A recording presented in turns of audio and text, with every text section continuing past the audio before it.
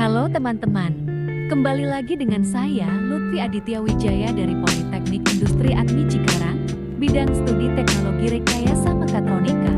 Kali ini saya akan mengenalkan apa itu reverse engineering. Reverse engineering adalah proses menganalisis suatu produk, sistem, atau perangkat lunak yang sudah jadi untuk memahami cara kerjanya, komponennya, atau cara pembuatannya, biasanya tanpa dokumentasi atau sumber asli.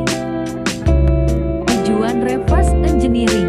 Reverse engineering dilakukan untuk memahami cara kerja sebuah sistem, terutama saat dokumentasi aslinya tidak tersedia.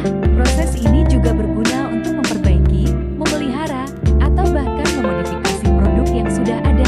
Selain itu, reverse engineering membantu meningkatkan keamanan dengan mengidentifikasi celah pada sistem, serta memungkinkan interoperabilitas, yaitu agar sistem baru bisa bekerja dengan sistem lama.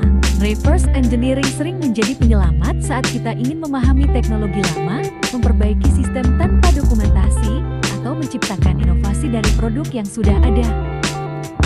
Langkah-langkah reverse engineering. 1. Identifikasi objek atau sistem. 2. Bongkar dan dokumentasikan komponen. 3. Analisis struktur dan fungsinya. 4. Buat model ulang atau prototipe. 5. Validasi dan pengujian. Langkah-langkah ini perlu dilakukan untuk memastikan proses reverse engineering dapat berjalan sesuai dengan apa yang kita harapkan. Contoh pengaplikasiannya. Reverse engineering banyak diterapkan dalam berbagai bidang. Dalam perangkat lunak, misalnya, seseorang bisa membongkar sebuah aplikasi untuk mencari bug, atau bahkan membuat crack, meskipun hal ini bisa menjadi ilegal jika disalahgunakan. Di bidang perangkat keras, reverse engineering digunakan untuk menganalisis komponen elektronik, seperti chip dalam smartphone, guna memahami fungsinya atau membuat versi tiruannya. Dalam dunia otomotif, teknik ini berguna untuk membuat ulang suku cadang kendaraan lama yang sudah tidak diproduksi. Contoh yang paling sering ditemui yaitu ketika kita membutuhkan suatu benda, tetapi benda yang kita butuhkan itu tidak ada lagi atau sudah tidak diproduksi, sehingga kita harus melakukan reverse engineering untuk membuat kembali benda tersebut. Manfaat dan tantangan reverse engineering. Pertama, ia mendorong inovasi teknologi karena kita bisa mempelajari produk yang sudah ada lalu mengembangkannya menjadi lebih baik. Kedua, teknik ini membantu dalam perbaikan sistem lama, terutama jika dokumentasi sudah tidak tersedia. Dan yang tak kalah penting, reverse engineering memungkinkan penemuan bug dan celah keamanan yang bisa dimanfaatkan untuk meningkatkan perlindungan sistem. Namun, proses ini juga tidak lepas dari tantangan.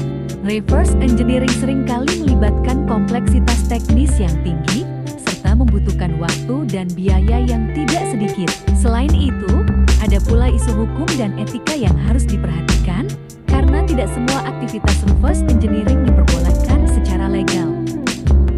Kesimpulannya, reverse engineering adalah proses membongkar dan mempelajari sebuah teknologi untuk mengetahui cara kerjanya.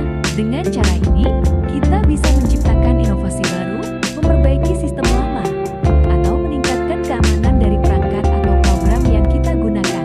Tapi penting untuk diingat, meskipun reverse engineering itu berguna, penggunaannya harus sesuai aturan, tidak melanggar hak cipta, dan dilakukan dengan tanggung jawab. Tujuannya adalah untuk membantu dan mengembangkan teknologi, bukan untuk merugikan pihak lain. Terima kasih sudah menyaksikan video ini. Semoga kamu jadi lebih paham apa itu reverse engineering, bagaimana cara kerjanya, dan kenapa hal ini penting di dunia teknologi. Ingat, teknologi bukan cuma untuk digunakan, tapi juga bisa dipelajari dan dikembangkan.